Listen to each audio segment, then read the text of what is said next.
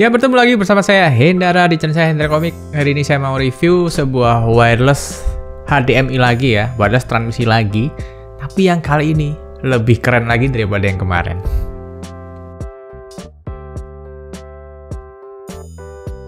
Dan di sini ada dari PX lagi, PX Digital Multimedia.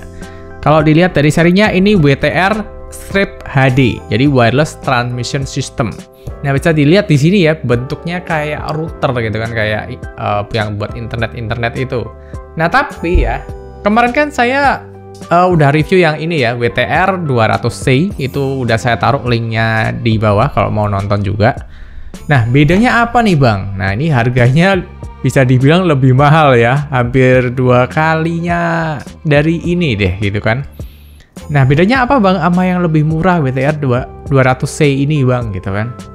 Nah, kalau WTR 200C ini lebih kayak ke kebutuhan presentasi yang dia tuh lebih portable, kan kecil ya, bisa dibawa kemana-mana. Dan untuk presentasi cocoknya sih, dan dia hanya mendukung fitur dari TV output yaitu MHL dari smartphone, tablet, atau mungkin Type-C Thunderbolt yang ada di komputer atau laptop kalian. Nah, sedangkan yang seri ini lebih komplit. Sebetulnya dibilang lebih komplit juga enggak ya, tapi dia tuh malah tidak menyediakan fitur MHL sebetulnya. Jadi untuk WTR HD ini tuh dia bisa pertama langsung HDMI ya. Jadi HDMI ini kamu colokin ke HDMI out yang mungkin ada di laptop kamu, ada di PC kamu, itu langsung ditransmit. Nah, selain itu fungsi keduanya dia juga bisa case-nya kayak ke televisi gitu ya, bukan pakai kabel. Jadi untuk ini semua smartphone, semua gadget pasti bisa karena dia pakainya sistem case gitu kan. Dan dari box segede ini kita tuh mendapatkan item yang lumayan banyak. Jadi kita langsung ke unboxingnya dulu aja deh ya. Saat dibuka kita tuh ketemu box item yang cukup memberikan feel premium dan mahal di sini. Isinya disambut dengan transmitter dan receiver yang udah tertata rapi di busa hati. Receivernya gede ya, ada port VGA, HDMI, lalu ada port Type-C untuk daya, dan lubang audio jack 3.5. Untuk transmisinya, hanya colokan HDMI aja dan port Type-C juga untuk dayanya. Dan di bawahnya lagi ada berbagai macam kabel dan aksesoris antena. Ada 2 antena dari plastik yang dapat ditekuk yang nanti akan dipasang di receivernya. Lalu ada kabel HDMI yang panjangnya kurang lebih 20 cm. Lalu masih ada 2 kabel power Type A to C dan ada 1 kabel audio jack male to male 3.5. Masih ada juga SIM ejector ya, kalau kamu mau reset settingan WTR HD ini. Ada juga buku panduan pemakaian dan garansi. Pemasangannya cukup mudah kok, pasang aja 2 antenanya terlebih dahulu ke receivernya. Baru pasang port HDMI dan kabel power ke Type-C-nya. Untuk yang VGA dan audio jack-nya boleh dipasang jika dirasa perlu. Tapi untuk pengujian kali ini saya nggak pasang ya, karena saya nggak pakai kedua hal itu. Lalu pasang transmitternya ke port HDMI yang ada di laptop atau mungkin konsol.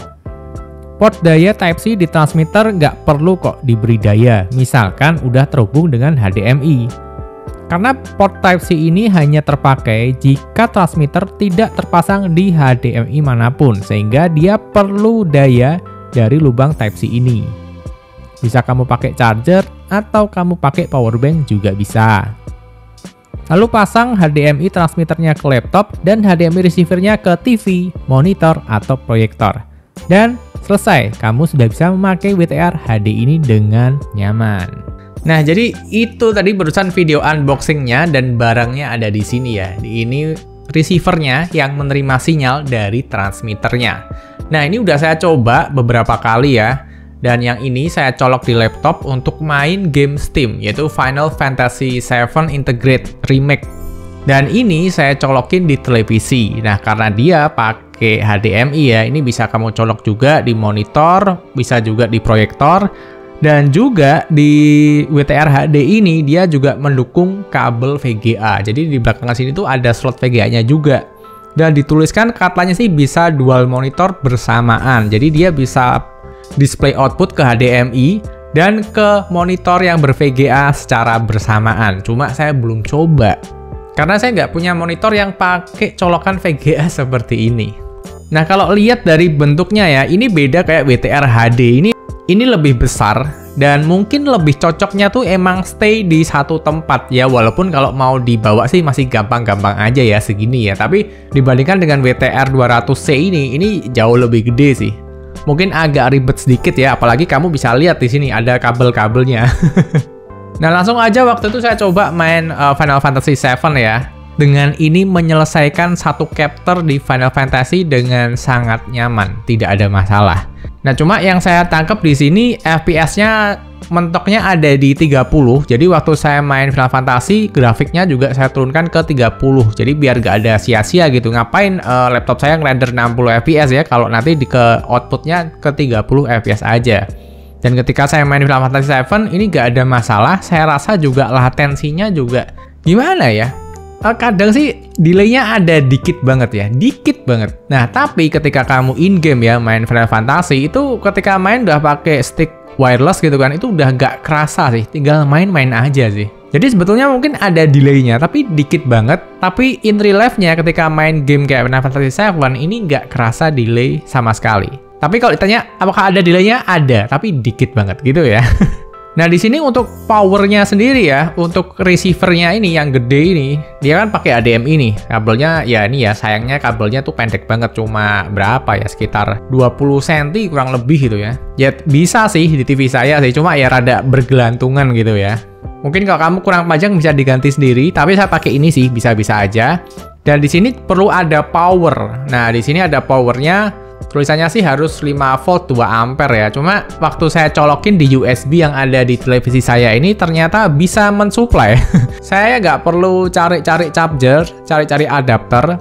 Cuma misalkan kamu nggak ada charger atau adapter ya harus usaha ya. Harus colokin ke charger atau mungkin power bank juga bisa.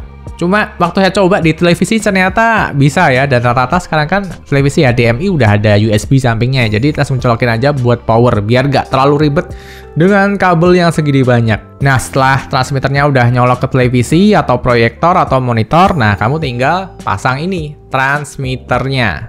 Jadi si kecil ini tugasnya adalah mengirimkan gambar dan audio bersamaan ke receivernya. Nah, waktu pertama saya coba ya, ini saya pasang di HDMI yang ada di laptop, terus saya main FF7 ya. Tidak ada kendala seperti yang saya ceritakan, dan ajaibnya ketika saya bermain ya kan ada 2 jam saya ada itu. Saya main 2 jam ya, saya pegang ini. Saya pegang transmitternya, saya pegang receivernya, anget-anget enteng doang, bos. Nggak kerasa panas. Kalau yang WTR 200C itu bisa kamu buat kayak ini juga ngegame ya, cuma suhunya agak serem sih. Saya nggak menyarankan ya, dan memang dilihat dari wujudnya memang fungsinya berbeda. Nah, sedangkan kalau ini lebih tangguh ya, bisa kamu lihat aja, ini transmitternya aja gede dan di bawahnya juga ada lubang-lubang angin buat sirkulasi. Jadi bisa buang panasnya lebih cepat. Nah, sedangkan yang di WTR 200C ini dia kan rapat banget ya, gak ada tempat pembuangan angin gitu. Jadi kalau dipakai lama-lamaan, saya rasa yang seri WTR HD ini bakal jauh lebih durable. Dan ketika saya main selama 2 jam, saya nggak menemukan kendala sama sekali. Saya pegang kan, saya takut ya kalau ini panas banget gitu ya. Ternyata tidak terasa panas, aman. Ya angkat-angkat aja dikit, tapi angkatnya tuh kayak busetnya ada banget ya untuk sebuah HDMI wireless. Nah, kalau ini modenya ada 2 ya untuk power ya. Pertama, kamu colok misalkan di HDMI out-nya yang ada di laptop. Nah, ini dia bisa mensuplai power. Nah, tapi di bagian transmitternya ini ada lubang Type-C lagi. Nah, lo buat apa?